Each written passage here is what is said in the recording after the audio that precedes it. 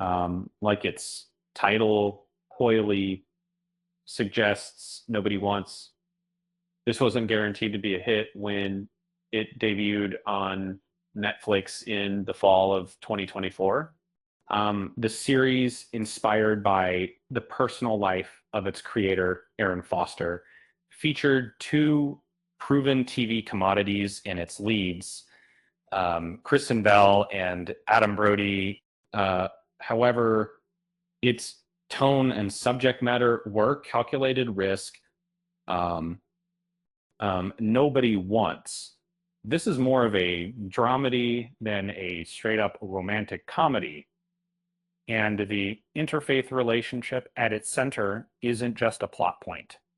It's a matter of serious introspection. Um, the show is bawdy but earnest, which could have alienated viewers whose tastes favor one mode or the other. But glowing reviews and enthusiastic word of mouth made it clear people wanted something like this. Something in which the comedy didn't come cheap and the drama wasn't manufactured. Was nominated for 3 Emmy Awards, including lead actor and actress. An outstanding comedy, and was renewed for a second season, which premieres on October 23rd, 2025. That turnaround is quicker than many streaming series can pull off these days, but fans of may still want to brush up on Joanne and Noah's history before they give things another go in season 2. Joanne and Noah meet cute and fall fast. Starts like so many rom-coms do, with a chance encounter. Joanne is a feminist, agnostic, and host of a popular podcast, also called in which she freely and frankly discusses sex, particularly her own romantic misadventures. She attends a party at her agent's house, who happens to be Noah's neighbor. And Noah Brody is a rabbi, fresh out of a long-term relationship with a Jewish girl he didn't really love, although his family was hoping he'd settle down with her. Joanne mistakenly believes another man at the party is the rabbi and spends the night chatting with Noah, who reveals the truth at dinner. It's way too soon for Noah to be dating again. And even if it wasn't, Joanne is in a good match for him. And that's because Noah's been dreaming of becoming the head rabbi at his temple since he was a child.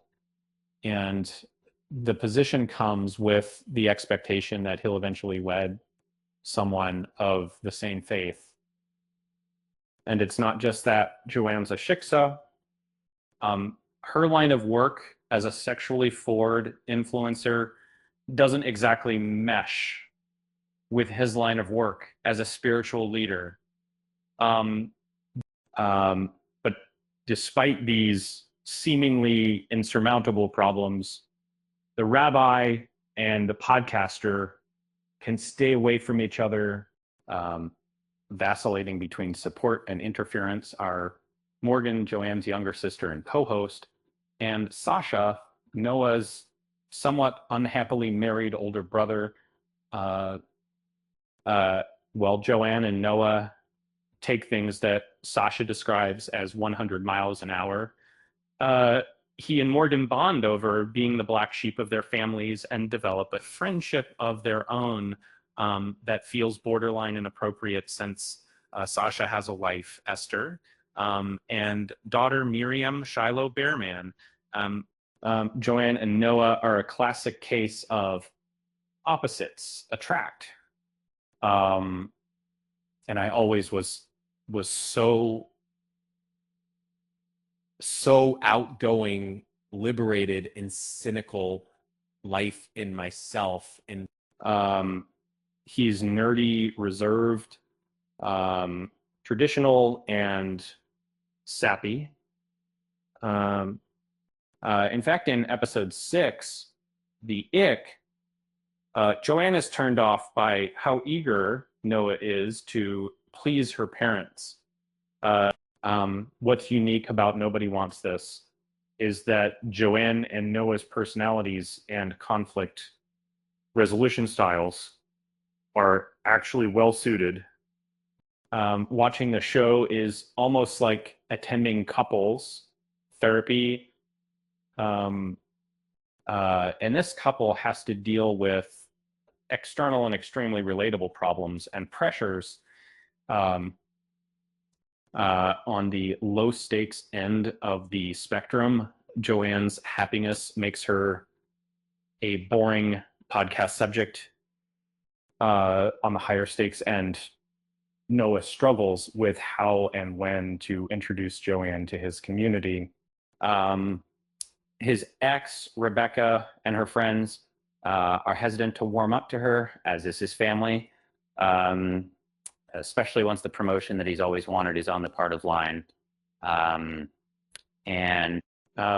Noah wants Joanne in his dream job, but can't have both. And as season 1 comes to a close, Joanne and Noah's relationship is official and important enough that he has to introduce her to his parents and bring up the possibility of her converting to Judaism, and that as about the imagination of a day. And the world of the show, it's only been a few months. But if the two are to have a future, they'll have to cross these bridges eventually. And Joanne stumbles when she brings an appetizer tray to Noah's parents' house, which happens to have prosciutto on it. But she gets the upper hand on Bina, and Bina, when she catches her eating ham out of the garbage. But Bina gets the upper hand back when she whispers in Joanne's ear that she'll never end up with her son. Noah, however, leaves the dinner assuming his family approves of Joanne and invites her to Miriam's upcoming bat mitzvah, where she'll finally meet Rebecca. Noah's ex had conspired to come between them and had managed to come between Joanne and Morgan too by falsely claiming that she and Noah were still in regular communication. And thanks to her weird situationship with Sasha, Morgan figures out the truth, and the sisters confidently crashed a bat mitzvah after Joanne had made up an excuse that she was sick. And I was so in the midst of a slow dance, Joanne tells Noah that she's going to convert. The rabbi is overjoyed, even more so when it is all but confirmed he will be the next head rabbi, so long as he doesn't see the board a tension from a board market. And meanwhile, Joanne and Rebecca come face to face. They both admit they've been preoccupied with the other's role in Noah's life. And Rebecca tells Joanne that she's won and will get to live the life she always wanted as a rabbi's wife. But Rebecca's description of the high-pressure role gives Joanne second thoughts about her commitment to Noah and to Judaism. And that as the party winds down, Joanne decides to break things off with Noah. He tells her that he loves her, and she tells him she loves him too. But she also admits that she was converting for him, and not because she's genuinely interested in becoming Jewish. Joanne knows this would keep him from his promotion. and she loves him too much to put him in that position. She leaves and asks him not to follow her 12. Uh, um, he does, of course, and season 1 ends with the pair sharing a kiss, even though there isn't a clear path forward. This returns with season 2 on Netflix on October 23. Before we dive into this tale, a quick reminder to subscribe to our channel and hit that like button. It helps us keep the stories coming. Thank you. Have you ever pondered a romance that defies tradition, where a sarcastic podcaster clashes with a heartfelt rabbi? Envision Joanne, a liberated agnostic podcast host, dishing on her wild dates. And you know, it is so interesting. It creates that sparks fly instantly despite his family's hopes for a Jewish match, and their worlds collide. They're her edgy show versus his spiritual duties, and yet opposites attract fiercely, drawing them together like magnets in a comedy drama storm. And then most family harder, that was probably everyone worked on them, not making 7% of that time, which is like a mission to take a develop. Friends bond over familial pressures, adding layers to this heartfelt journey. Joanne's cynicism meets Noah's earnestness, creating tension that feels raw and real. They navigate external hurdles. Her audience tires of her happiness. His community judges her sold on. And X complicates matters. Testing loyalties at a family bat mitzvah, Joanne attempts to convert for love, but doubts surface. In a pivotal breakup, they confess feelings, yet paths seem blocked by ambitions and faiths. And the season ends with a hopeful kiss, like hinting at unresolved futures. Fans rejoice as season 2 arrives October 23rd, promising more drama. This show reminds us interfaith love can sizzle more than a messed up appetizer tray. And hey, who knew rabbis and podcasters make better therapy than couples counseling? It's that addictive control infections aiding. With that said, thanks for watching, and until next time.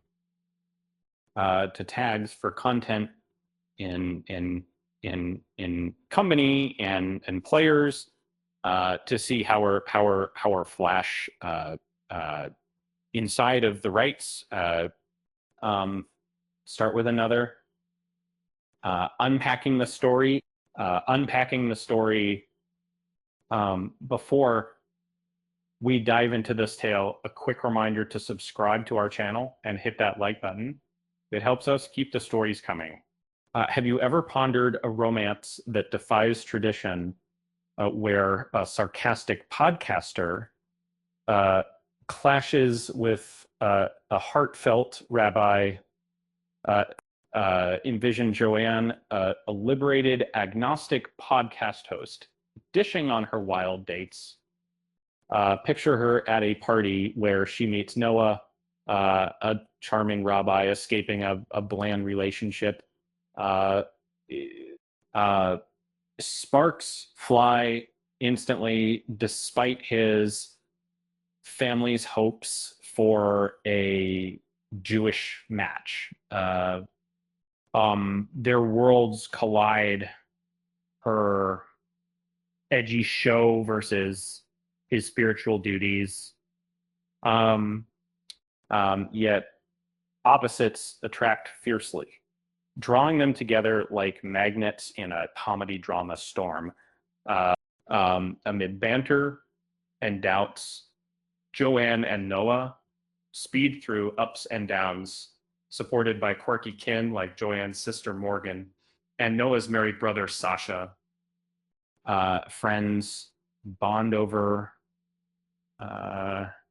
familial pressures, adding layers to this heartfelt journey. And Joanne's cynicism meets Noah's earnestness, creating tension that feels raw and real. And they navigate external hurdles. Her audience tires of her happiness. His community judges her, and X complicates matters, testing loyalties at a family bat mitzvah. Joanne attempts to convert for love, but doubts surface. In a pivotal breakup, they confess feelings, yet paths seem blocked by ambitions and faiths. The season ends with a hopeful kiss, hinting at unresolved futures. Fans rejoice as season 2 arrives October 23rd, promising more drama.